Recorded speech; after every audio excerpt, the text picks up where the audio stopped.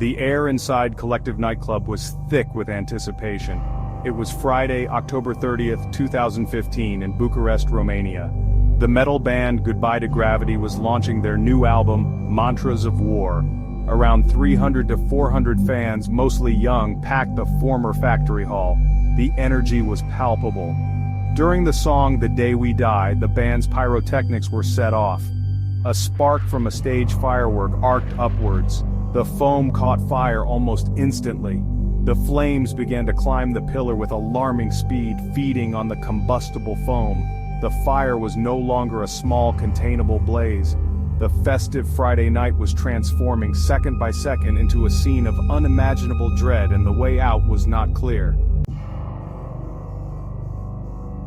Goodbye to Gravity was at the heart of the evening's event.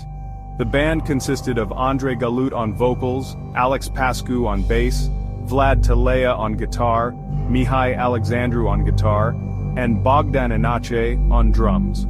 They were a well-regarded Romanian metalcore band, formed in 2011. The album launch for Mantras of War was a significant milestone for them. They had invested their passion and resources into this project. Tragically, most of the band members would become victims of the fire they had inadvertently helped to start through the approved pyrotechnics. The Colectiv Nightclub itself was operated by Colectiv Club SRL. The company's shareholders were Alan Anastasescu, Paul Catalin Gancia, and Costin Minku. These three individuals were responsible for the club's management, its safety, and its adherence to regulations. The venue, located at Tabacarilor Street 7, was a converted portion of the old Pionierul shoe factory. It had a specific industrial aesthetic that appealed to its patrons. However, this aesthetic also masked significant safety deficiencies. The investigation following the fire would scrutinize the decisions made by the owners regarding materials, safety permits, and emergency preparedness. Their choices had dire consequences. Colectiv Nightclub was not a purpose-built entertainment venue. It was housed within the sprawling, somewhat dilapidated complex of the former Pionierul SA shoe factory. This state-owned enterprise had been a significant industrial site during Romania's communist era. After the 1989 revolution and the subsequent shift to a market economy, many such factories fell into disuse or were repurposed. The Pionierul factory, with its large open halls, became a candidate for various new ventures, including nightclubs and event spaces. The industrial character offered a unique, edgy ambiance that attracted a younger demographic. The specific space occupied by Colectiv was a long, relatively narrow hall. It had only one official public entrance and exit, a double door leading into a container-like vestibule, which then opened to the outside.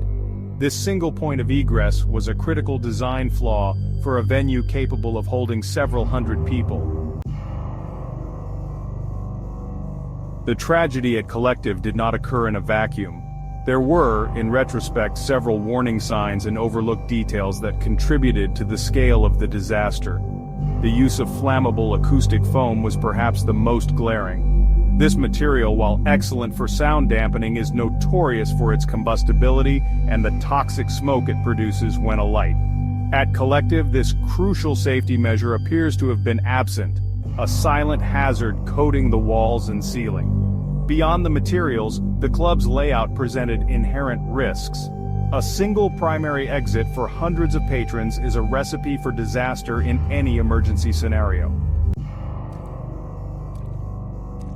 The concert was in full swing. At approximately 10:32 p.m. local time, during Goodbye to Gravity's performance of The Day We Die, the pyrotechnic spark ignited the acoustic foam on a pillar near the stage. Initially, the flame was small. Guitarist Vlad Talea was reportedly the first band member to notice it, remarking with concern. Some in the audience also saw it. There was a brief, confused pause. Someone, possibly a security guard, reportedly tried to extinguish the small fire with a fire extinguisher, but it was either ineffective or not deployed correctly. The flames, fed by the highly flammable material, began to spread with terrifying speed. Within seconds, the fire climbed the pillar and reached the ceiling, which was also covered in the same untreated polyurethane foam. Burning molten plastic began to drip onto the stage and the crowd below. Panic erupted. The band stopped playing.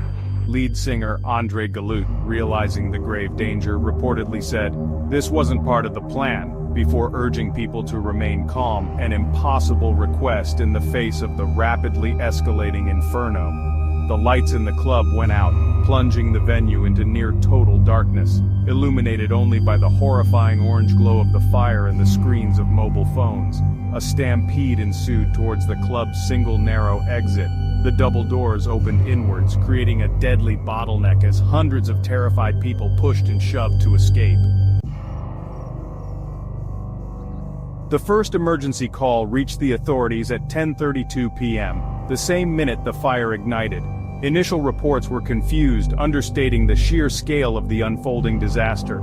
As more calls flooded in, painting a picture of a mass casualty event, the true horror began to dawn on emergency dispatchers. Firefighters, ambulances and police units were dispatched to Tabakaralor Street. However, the narrow access roads around the former Pionierul factory complex hampered the arrival and deployment of emergency vehicles. Every second lost was critical for those trapped inside or severely injured. Onlookers and those who managed to escape the initial inferno described scenes of apocalyptic horror. People emerged from the club blackened by soot, their clothes singed, suffering from horrific burns and smoke inhalation. Many were screaming, searching for friends or collapsing on the pavement. In the immediate aftermath, 26 people died at the Colectiv Nightclub itself. Another person died on the way to the hospital.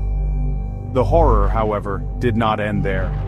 In the following days and weeks, the death toll climbed steadily as more victims succumbed to their severe burns, complications from smoke inhalation, and, tragically, hospital-acquired infections. The Romanian healthcare system, particularly its burn units, was ill-equipped to handle the sheer number and severity of the casualties.